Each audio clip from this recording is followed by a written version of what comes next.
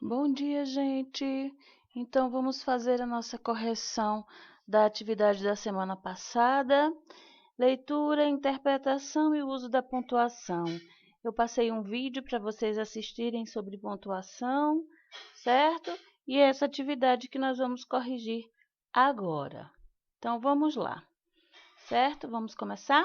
Primeira coisa, nós vamos ler o texto, O Pingo d'Água. Parem com esse pingo d'água, berrou a bruxa. O Saci deu uma risada de escárnio. Parar? Tinha graça. Já arrumei tudo de modo que o pingo pingue durante 100 anos. Pare com esse pingo que está me pondo louca. Tenha dó de uma pobre velha. Pobre velha? Quem não a conhece que a compre. Bruxa de uma figa. Só pararemos com a água se você nos contar o que fez de narizinho. Exclamou a bruxa. Pois se sabe, desembuche, e nada de tentar enganar-nos. É ir dizendo onde está a menina o mais depressa possível. Farei o que quiserem, mas primeiro hão de desviar de minha testa este maldito pingo que me está deixando louca. Um trecho do texto de Monteiro Lobato, O Saci, São Paulo, Globo, 2007. Nós vimos a presença de muitos pontos de pontuação, o travessão, a interrogação, a exclamação, a vírgula e o ponto final, certo? Vamos responder as questões? Então, gente, vamos para a primeira questão? Questão número 1. Na passagem, abre aspas, parar, fecha aspas, o ponto de interrogação indica uma pergunta feita pela bruxa, pelo Saci ou pela Narizinho? Para sabermos isso, vamos para o texto? Segundo parágrafo. O Saci deu uma risada de escárnio. Ponto, travessão. Parar? Tinha graça. Já arrumei tudo de modo que o pingo pingue durante 100 anos. A gente percebe que a frase termina com o ponto final e logo em seguida vem o travessão, que indica o quê? A fala de uma das personagens. Que personagem é essa? O Saci, que foi indicado, queria falar na frase anterior. Então, vamos para a questão? O ponto de interrogação indica uma pergunta feita pela bruxa, pelo Narizinho ou pelo Saci? Vamos ver a resposta? Pelo Saci. Muito bem. Vamos agora.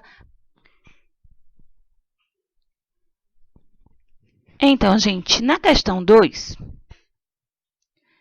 na parte, abre aspas, já arrumei tudo, de modo que eu pingue durante 100 anos, fecha aspas. A vírgula separa uma oração que completa o sentido da primeira oração, exprimindo o quê? Uma causa, uma consequência ou uma finalidade. Vamos analisar no texto? Veja só. Parar tinha graça. Já arrumei tudo, de modo que eu pingue durante 100 anos. Já arrumei tudo, vírgula, de modo que eu posso substituir por para que o pingo pingue durante 100 anos. Então, traz uma ideia de que... Vamos voltar? De finalidade. Então, a resposta certa é finalidade. Então, vamos para a questão 3, gente. A questão 3 diz o seguinte, abre aspas, tenha dó de uma pobre velha, fecha aspas. As reticências encerram uma frase. Primeira opção, optativa. Vamos lembrar do que nós estudamos no ano passado sobre os tipos de frases. O que é uma frase optativa? É uma frase que exprime um desejo do falante, frases optativas. Traz um desejo de quem está falando. Segunda opção, frase imperativa.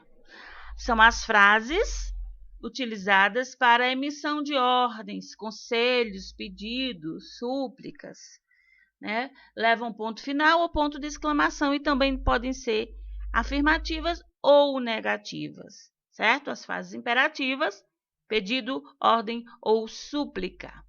E as frases imprecativas, que é a terceira opção, que são aquelas que exprimem um mau desejo ou então correspondem a uma praga rogada pelo falante. Vamos ver qual é a resposta? Vocês acham que tenha dó de uma pobre velha, que é falado pela bruxa. Ela está expressando um desejo, fazendo um pedido ou uma ordem, ou rogando uma praga? Resposta certa, vamos lá. Imperativa. Ela está fazendo um pedido, ok? Está expressando um pedido. Vamos para a próxima questão. Questão número 4. No trecho, abre aspas, pobre velha, o ponto de exclamação foi empregado para exprimir uma ironia do Saci, uma surpresa do Saci ou uma compaixão do Saci. Ele diz, pobre velha, quem não a conhece que a compre, bruxa de uma figa. Vocês acham que é ironia, surpresa ou compaixão? Vamos ver a resposta? Uma ironia do Saci. Questão 4, quarta questão respondida. Ok? Vamos lá? Para quem... Então, gente, questão número 5. No segmento, abre aspas, quem não a conhece que a compre, bruxa de uma figa, fecha aspas, a vírgula desempenha a função de separar um aposto, separar um vocativo ou separar uma expressão explicativa. Na aula passada, no vídeo que eu gravei, na videoaula da semana passada, junto com a explicação sobre os sinais de pontuação, eu expliquei esses 3 termos. O aposto, o vocativo e as expressões explicativas. O que é um aposto? O aposto é um termo que traz uma explicação sobre um termo anterior. O vocativo é um chamamento. E as expressões explicativas são palavras ou locuções que introduzem uma explicação, certo? Então, vamos lá. Quem não a conhece, que a compre, vírgula, bruxa de uma figa. Então, aqui, bruxa de uma figa é um aposto, é um vocativo ou é uma expressão explicativa? Vamos ver a resposta? Então, a vírgula desempenha a função de separar um vocativo, ok? Muito bem.